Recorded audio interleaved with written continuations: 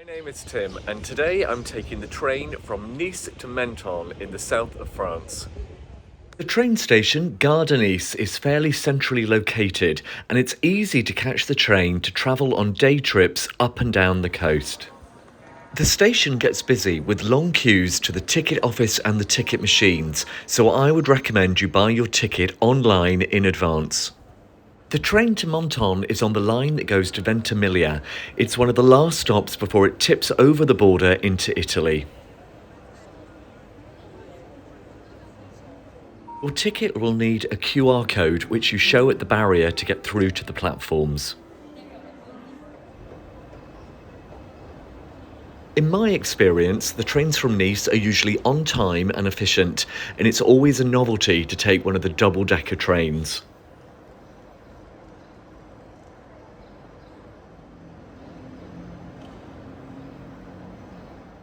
Train from Nice to Menton only takes 35 minutes along the coast, and when I was travelling, the cost was less than £6 each way. We had a lot of space on the train, but at peak times, and particularly in the summer months, it can get very busy. The train journey along the coast is a great experience in itself, as you pass such beautiful scenery on the way.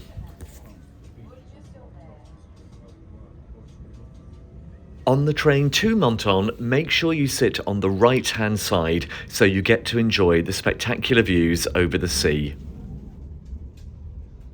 Pour votre confort et votre sécurité, la région Sud et SNCF vous informent que ce train. If you look closely, you get a glimpse of Monte Carlo as you speed by.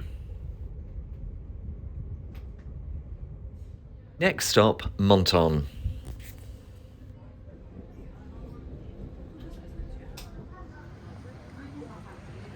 So you exit the station, directly in front of you is the tennis club, and if you turn to the left and walk along, a short stroll and you will find yourself at the main boulevard heading down to the centre.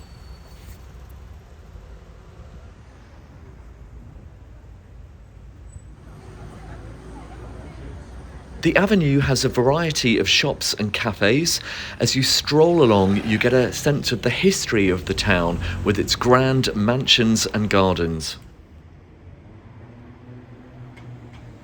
At the bottom of the avenue, you will reach the imposing building which is the home to the casino.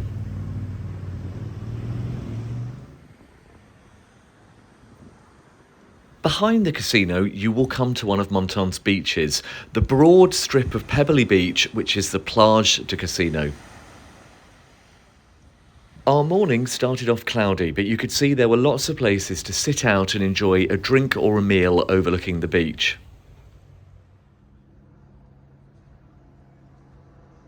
The beach is also home to a couple of fancy-looking hotels. As you walk along the beach, you start to get some views of the old town, and we stumbled across a little antique market that was open the day we were visiting. We were exploring on a Friday, so if you like antique markets, it's worth doing your research to see if it's going to be open on the day you intend visiting.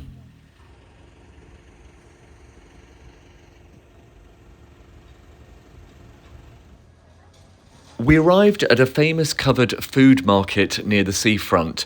The name is pronounced Les Halles. It's a beautiful building housing lots of alleyways with meats and cheeses and wines and all sorts of fresh produce on offer.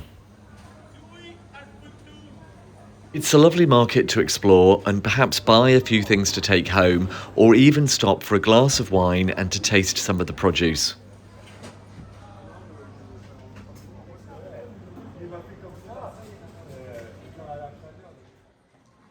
Close to the market, there's a picturesque walled courtyard with various cafes and restaurants if you want to stop for a drink or a meal.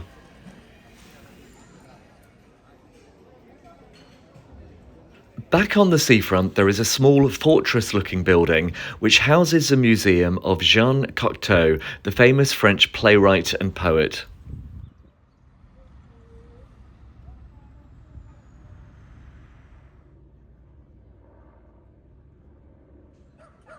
As you walk a little bit further around the headland, you come to a beautiful view of another beach and the marina with the mountains in the background. It's a smart area to stop for a coffee in one of the cafes on the harbour side.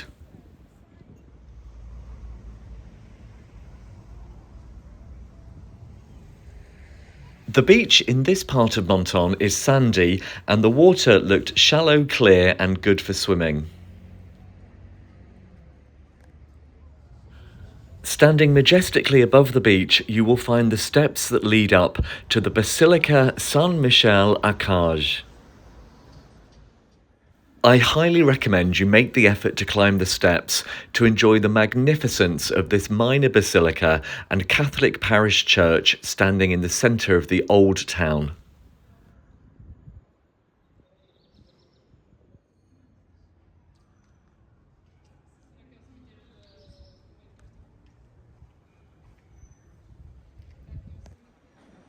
From the top of the steps, you can also enjoy a great view over the bay with its dramatic mountainous backdrop.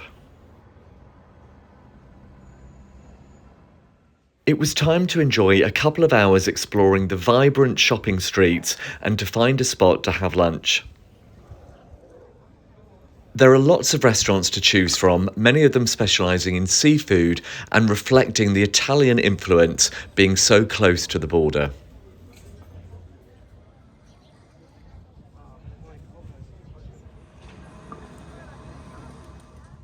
Menton is famous for its excellent lemons, which you can buy in many shapes and forms in different products throughout the town.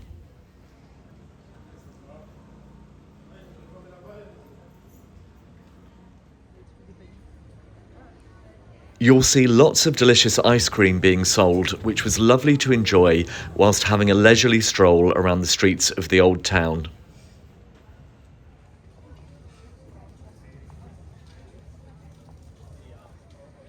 We found a small memorial garden with a serene female figure remembering those who fought in the resistance during the Second World War.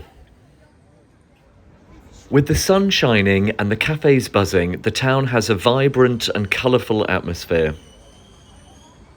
Impressive buildings such as the Hôtel de Ville give you an insight into the grandeur and heritage of the glory days of the town. After a great day exploring Menton, we made our way back to the station, but it's definitely a town I would love to visit again.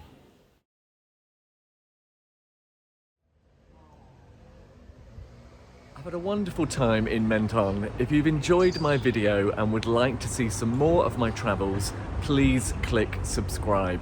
Until next time, thank you for watching. Goodbye.